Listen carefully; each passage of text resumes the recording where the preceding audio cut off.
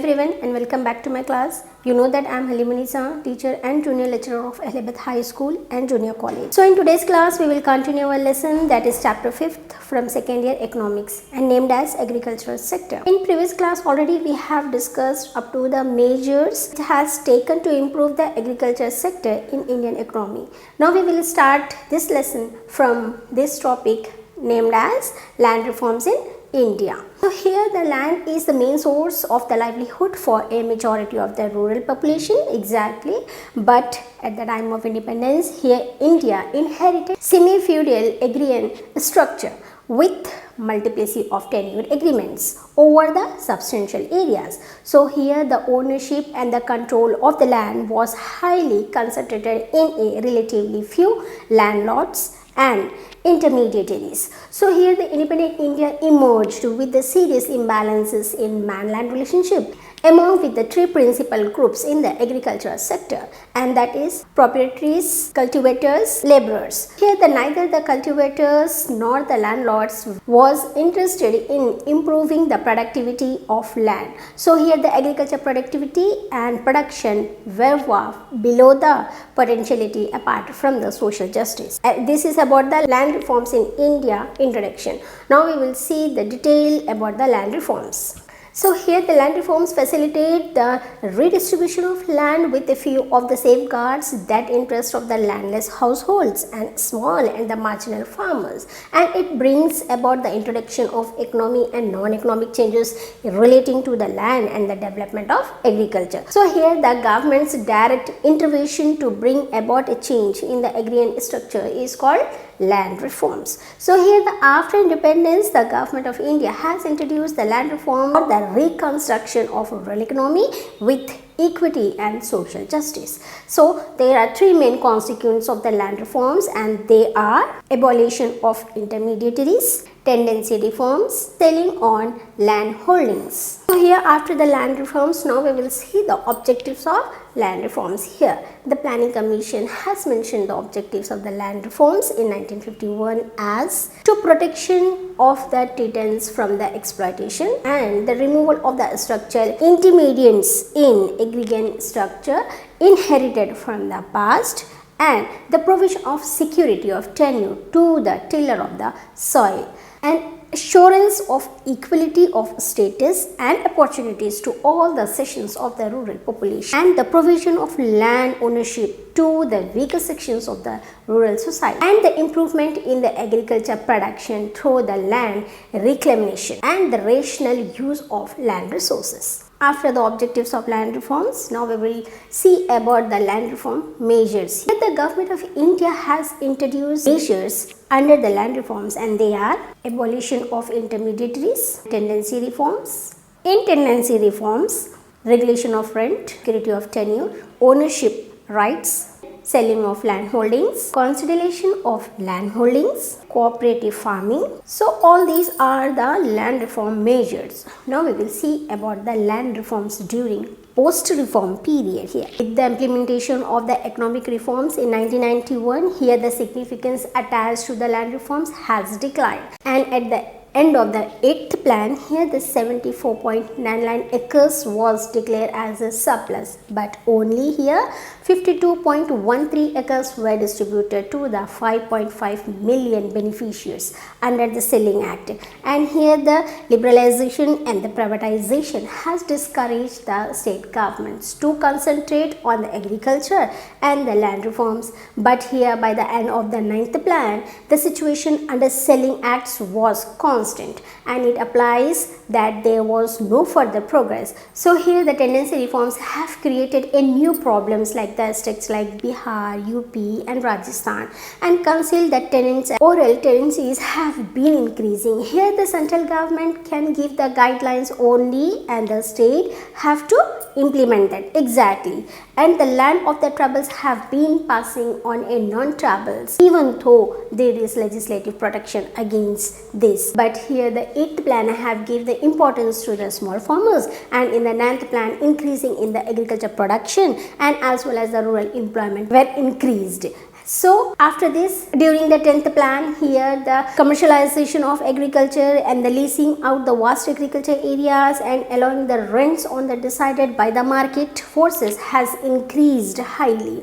And here the earlier land reforms and their objectives have been rights, and with the 10th plan recognized the need to prevent the tribal alienation and to allow the tribal societies to manage the resource with the framework of Panchayat Extension to Schedule Area Act in 1996, that is PESA. So after this, now we will see about the reasons for the poor performance. So here in these land reform programs were started in India with all the enthusiasm, and they have been held as mean to usher and allegation of society, and conceptually they are in the right direction to bring the structural changes in the agrarian economy.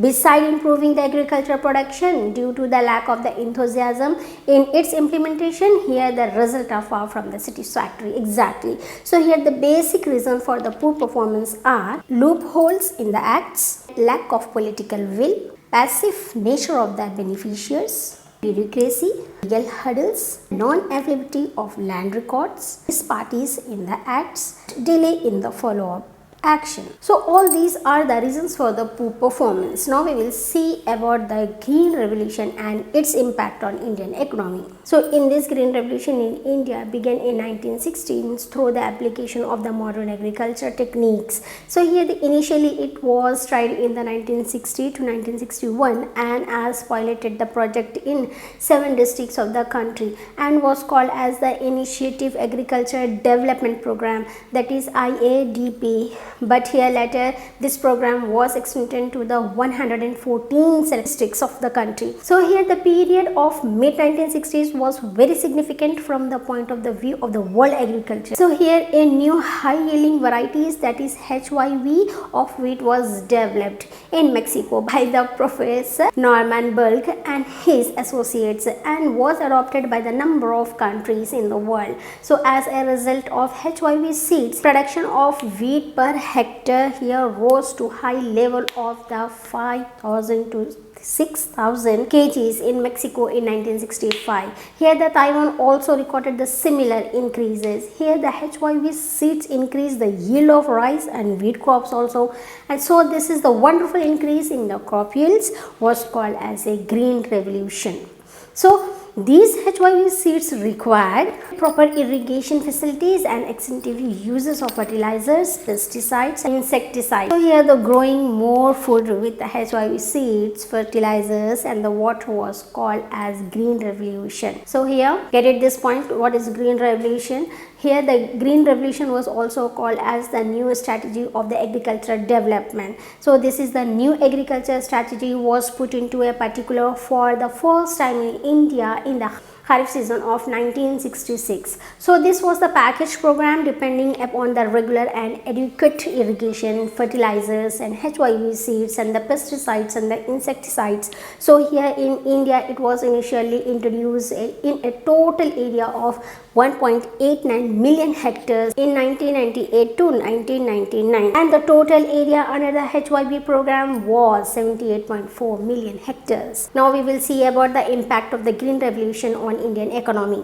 Here in this the Green Revolution produced a significant impact on the Indian economy. Exactly. So and here the area under the food crops increased and area under irrigated crops and the pulses, fruits, vegetables and flowers has increased, and the significant impacts of the Green Revolution are increase in food grain production, employment, improvement in incomes, improvement in exports. Now the agricultural credit and the rural indebtedness. So here in this the financial requirements of the Indian farmers can be classified into the 3 types, that is depending upon the period purpose for which they need the funds. So here the first one is that they may need the funds for a short period of less than 15 months for the purpose of cultivation, and this may include the phase of the seeds, fertilizers, foliars, etc.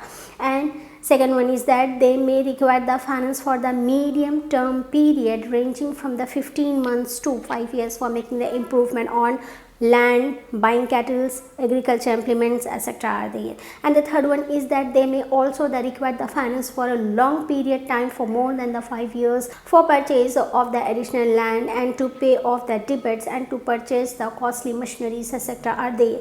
Here the financial requirements of the Indian farmers can further be classified into the productive and productive loans. So here the productive loans include for the purchase of the seeds, fertilizers, buying cattle and the agriculture implements and digging tube wells and the purchase of the additional lands, etc. are there, would become under the productive loans. Whereas the unproductive loans include for the performing of the marriage and the social economies and the religious functions, festivals, etc. are there, which come under the unproductive loans. So here the farmers depend on the completely on money lenders and the commission agents and the relative to raise their unproductive loans. Exactly. So here after this now we will see about the source of the agricultural credit here. So here the sources of the agricultural credit. Here the sources of agricultural credit available to the Indian farmers can be classified into two types, and they are the non-institutional and the institutional credit. First we will go with the non-institutional sources. Here in these non-institutional sources include the money lenders, landlords, traders, commission agents, relatives, friends, etc. are there. And in 1951 to 1952, here the non-institutional sources contributed the 93% of the financial requirements of the farmers, whereas the government could contribute only the 7%. And here the money lenders and the landlords supplied the credit for the both productive and unproductive processes without any conditions. Here they are easily accessible to the farmers at any point of time. Here the interest rates are not uniform and the exorbitant, up to 18 to 50%. So here the small farmers are cheated and their lands are the appropriate. The landless laborers are forced to become the bonded slaves. Exactly.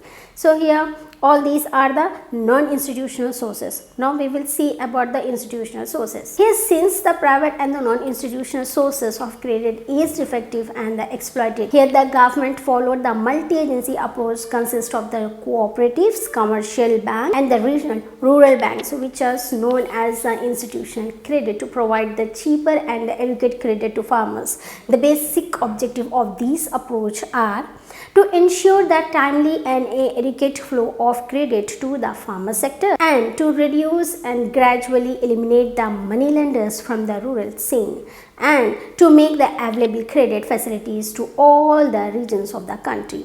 And they are cooperatives, commercial banks, regional rural banks, that is RRB. After the sources, now we will see about the National Bank of Agriculture and Rural Department, that is NABARD, and rural credit here.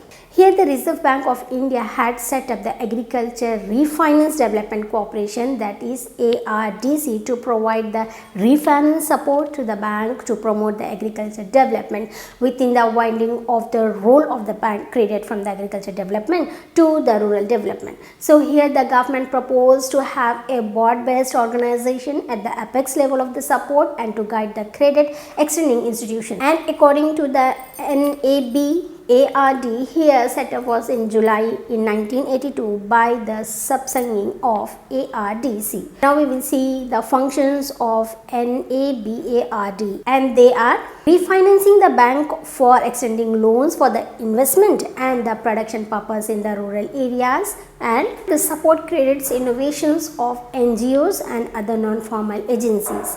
And here the inspections of RRBs and the cooperative banks other than the PACS.